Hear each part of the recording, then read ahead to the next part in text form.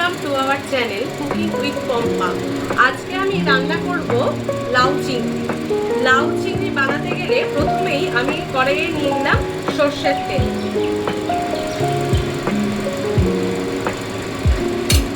সর্ষের তেলটা গরম হলে আগে চিংড়ি মাছগুলোকে একটু ভেজে নেব। তেলের মধ্যে দিয়ে দিলাম ওই 250 গ্রাম মতো চিংড়ি। এর মধ্যে দিয়ে দেবো একটু হলুদ আর একটু নুন।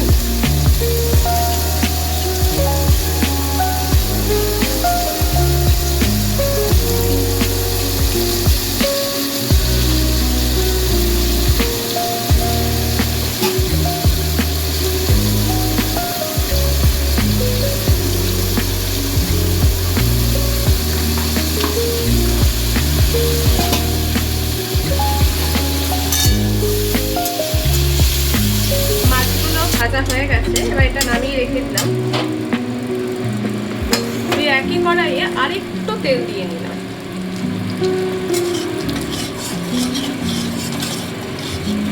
তেলটা একটু গরম হলে একটু গরম মশলা করব। তেলটা গরম হয়ে গেছে, এর মধ্যে আমি দিলাম দুটো দারচিনি, 3টে লবঙ্গ, 3টে এলাচ।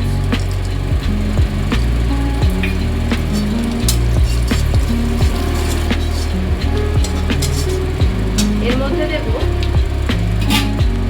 একটু কালো জিরে।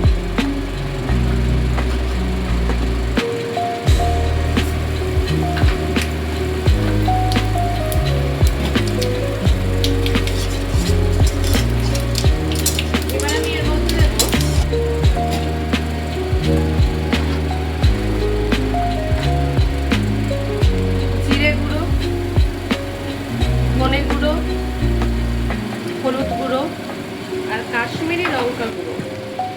ঝাল হবে না, কিন্তু দেখতে ভালো হবে। আর তার সঙ্গে দেব অল্প একটু আদা বাটা।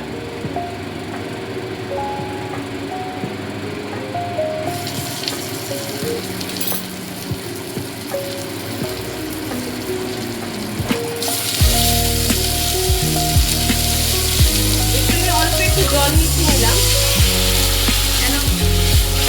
মশলাগুলোর মধ্যে একটু বেশি হিট করলে পুড়ে যাওয়ার সম্ভাবনা থাকে। সেই জন্য আমি অল্প একটু জল দিয়ে নিলাম। জল দিয়ে এবার কষাবো। ভালো করে কষানো হয়ে গেছে, এবার আমি লাউগুলোকে দিলাম। লাউগুলোকে আমি এরকমভাবে কেটে নিয়েছি ছোট ছোট।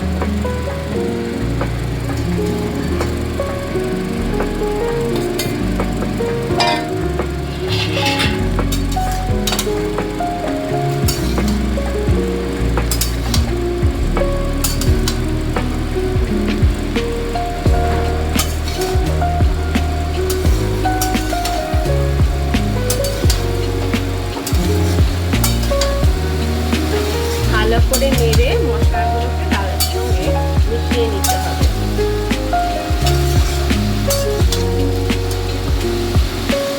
লাউ দিয়ে জল বেরোবে, তাই আমি এখনই জল দেবো না। লাউটাকে আমি একটু ঢাকা দিয়ে রেখে দেখি। লাউটা মনে হচ্ছে মোটামুটি সেদ্ধ হয়ে গেছে, একটু দেখে নিই।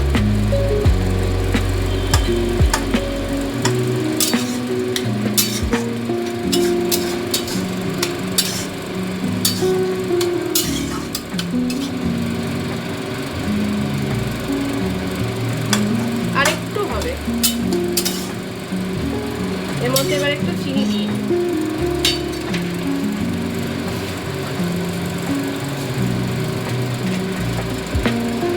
আমি 4 চামচে 2 চামচ চিনি দিলাম।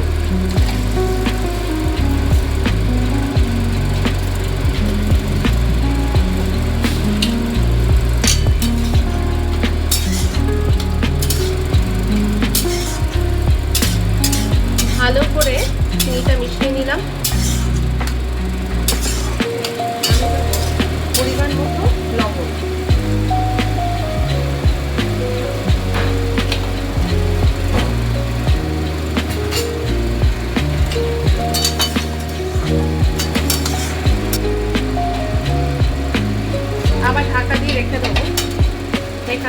জল ছাড়তে শুরু করবে এবং লাউগুলো ক্রমশ মজে কমে আসবে। আমার লাউটা ভালোভাবে সেদ্ধ হয়ে গেছে। এবার আমি এর মধ্যে চিংড়ি মাছগুলোকে দিয়ে দেবো।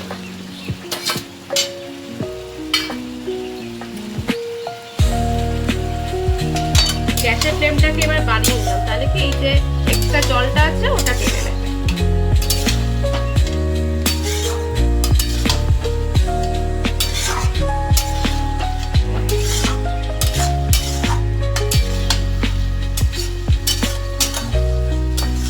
যেহেতু গোটা গরম মশলা ফোড়নে দিয়েছিলাম, সেই জন্য লাউটা খুব সুন্দর একটা গন্ধ আসছে।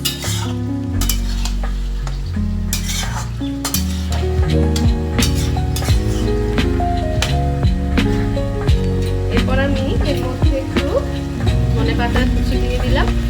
এটা অপশনাল, আপনারা চাইলে নাও দিতে পারেন। আমার ভালো লাগছে ধনেপাতার গন্ধটা, তাই দিলাম। আর একটুখানি ঘি ছড়িয়ে দিলাম।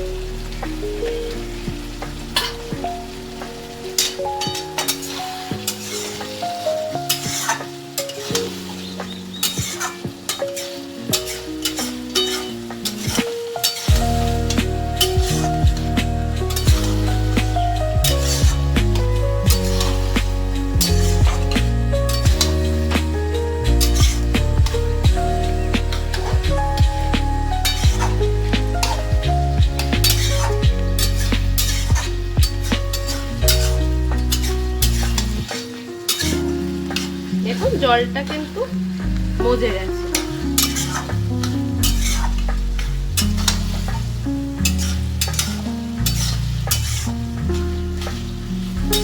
এবার আমি এটা একটা পাত্রে ভালো করে সার্ভ করে আপনাদেরকে দেখাচ্ছি।